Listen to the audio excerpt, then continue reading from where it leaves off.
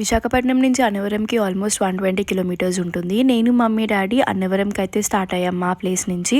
అన్నవరం సత్యనారాయణ స్వామిని దర్శించుకుందాం అనుకున్నాం. So morning 6 కల్లా స్టార్ట్ అయ్యాం, 8 కల్లా అక్కడికి వెళ్ళిపోయాం అనమాట.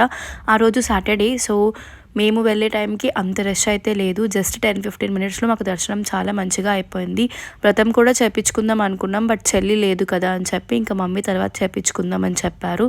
దాని తర్వాత గోశాలకు వెళ్ళి ఇక్కడ కూడా గోవులకి మంచిగా దానం చేసేసి తర్వాత మేము ప్రసాదం కోసం అయితే కిందకి వచ్చేసామన్నమాట. అన్నవరం అంటే ఈ ప్రసాదం అనేది చాలామందికి గుర్తొస్తుంది. ఇట్లా విస్తరాకులో మనకి మంచిగా ప్రసాదం వేసిస్తారు. ఇంకా దర్శనం అదంతా అయిపోయిన తర్వాత అక్కడికి దగ్గరలో ఉన్న వన్ రెస్టారెంట్కి అయితే మేము బ్రేక్ఫాస్ట్కి అయితే వచ్చేసాము. సో కొంచెం బ్రేక్ఫాస్ట్ చేసి ఇంకా మా ప్లేస్కి అయితే మేము స్టార్ట్ అయిపోయాం.